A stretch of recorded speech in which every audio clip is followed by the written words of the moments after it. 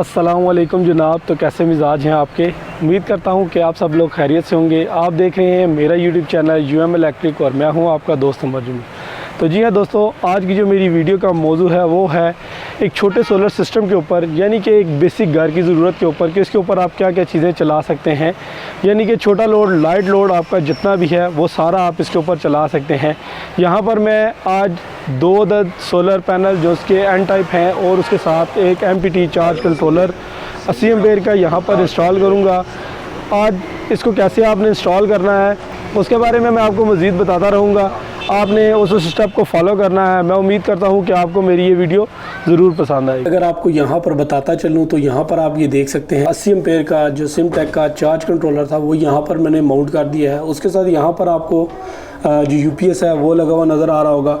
उसके साथ ही यहाँ पर जो DP बॉक्स है उसका अगर आपको बताता चलूँ तो यहाँ पर ये 4 अदद ब्रेकर आपको नज़र आ रहे होंगे। जो इसमें 4 अदद ब्रेकर हैं तो इनका अगर आपको बताता चलूँ, सबसे पहले यहाँ पर आपको इस ब्रेकर का बताता चलूँ तो ये जो सा है ये वापडा इनका ब्रेकर है। यानी कि जो इस चार्ज कंट्रोलर को हम लोगों ने वापडा सेंस करवाने के लिए यहाँ पर ब्रेकर लगा दिया है। उसके अलावा यहाँ पर आपको टॉमसन का 16 एम्पेयर का DC ब्रेकर नज़र आ रहा होगा, वो यहाँ पर लगा दिया। उसके साथ AC ब्रेकर आपको नज़र आ रहा है जो कि UPS की आउट है, यानी कि जो यहाँ पर ये UPS आउट करेगा उसके लिए पैरेलल में एक ब्रेकर यहाँ पर हम लोगों ने इंस्टॉल कर दी।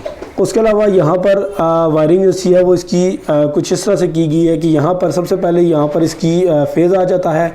उसके बाद यहाँ पर इसकी ये आउट का टर्मिनल है। कोई इतनी मुश्किल वायरिंग नहीं है। सबसे पहले यहाँ पर आपने ये PV की वायर्स को लगा देना है। उसके साथ यहाँ पर आपको ये बैटरीज की टर्मिनल नज़र आ रहे हैं। उसके साथ ही यहाँ पर वापडा के आपको टर्मिनल नज़र आ रहे हैं, यानी कि न्यूट्रल और फेज़ का टर्मिनल आ जाता है। बैटरी का नेगेटिव और पॉजिटिव टर्मिनल है और इसके साथ ही यहाँ पर सोलर का नेगेटिव और पॉजिटिव टर्मिनल आ जाता है। उसके साथ यहाँ से ये जो वायर्स थी, जो बैटरी की वायर थी, यहाँ से इस ब्रेकर में आती हैं और इस ब्रेकर के थ्रू होती हुई यहाँ पर इसको कनेक्ट और डिसकनेक्ट करने के लिए यहाँ पर हम लोगों ने ये ब्रेकर लगा दिया है। उसके साथ ही यहाँ पर ये जो UPS के बैटरी की जो वायर थी इनको भी यहाँ पर बैटरी के साथ हम लोगों ने अटैच कर दिया।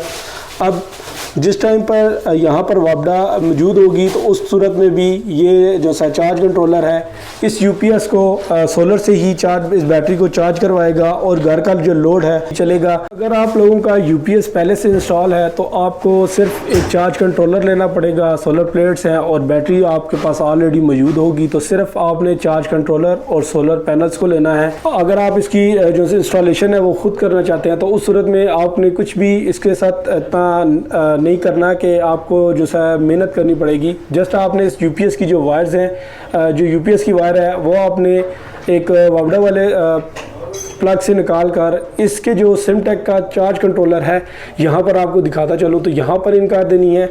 उसी के साथ यहाँ पर आपको जो UPS की वायर है वो आप देख सकते हैं कि UPS से ही आउट कर दी है, वो UPS से ही आउट हो रही है।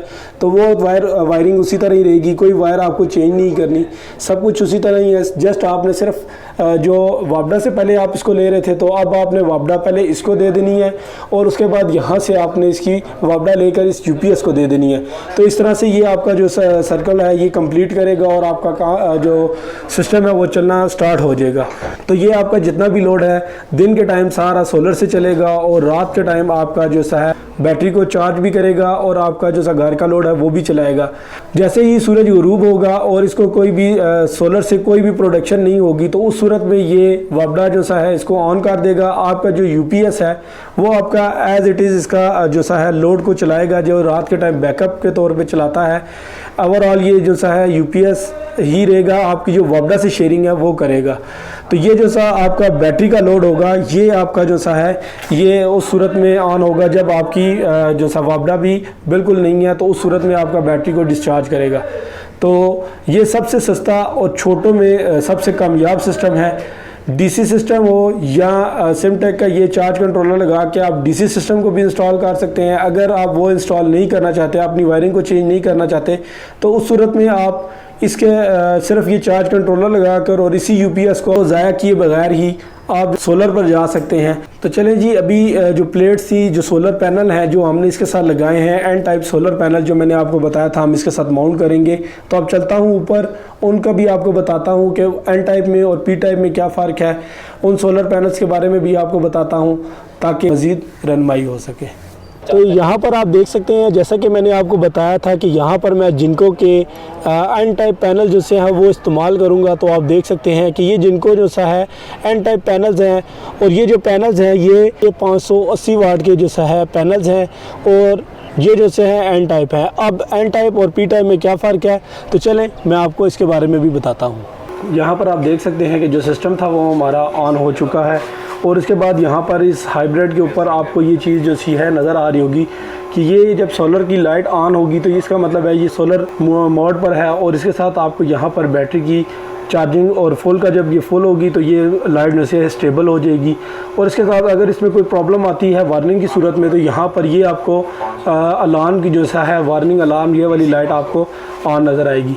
अभी हाइब्रिड मोड पर ये इस टाइम होगा, जब ये रात का टाइम होगा तो ये उस मोड पर चला जाएगा। इसके अलावा आपको इसके ऊपर 2 किस्म के अप और डाउन का और इंटर का ये 3 अदद बटन नज़र आ जाते हैं। इसके अलावा इंटर के लिए जब आप इसकी सेटिंग को चेंज करना हो तो इंटर की ये आप बटन को दबा कर रखेंगे तो आप ये देख सकते हैं कि ये आगे मेन्यू की तरफ आ गया है। उसके बाद सेटिंग बैटरी फुल ये आ गई।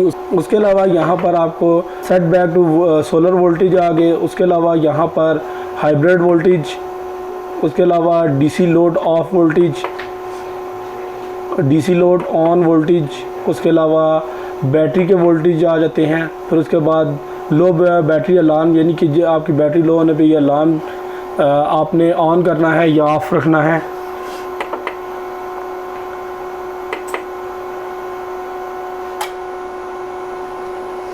तो ये इसके ऊपर जो चंद एक सेटिंग्स हैं वो आ जाती हैं। अगर आप की सेटिंग्स पहले से यही सेटिंग्स सारी हुई हैं तो आपने इन सेटिंग्स को चेंज नहीं करना।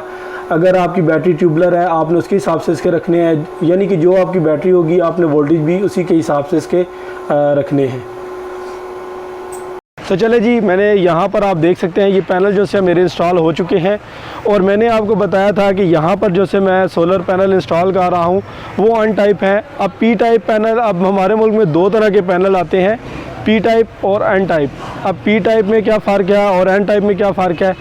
अगर बोरॉन की टॉपिंग हुई होगी तो इसका मतलब है कि ये पी टाइप है, और अगर फास्फोरस की इस पर डोपिंग हुई है तो इसका मतलब है ये एन टाइप है। अब इसकी साइंस को समझने के लिए मैं एक अलग से वीडियो पैनल्स के ऊपर बनाऊंगा, लेकिन फ़िलहाल आप लोगों के लिए समझना इतना काफ़ी है कि अगर इन 2 चीज़ों की हो, क्योंकि फास्फोरस थोड़ा सा महंगा है, एक यूनिक चीज़ है, तो इस वजह से ये पैनल्स पी टाइप पैनल्स की निस्बत महंगे हैं।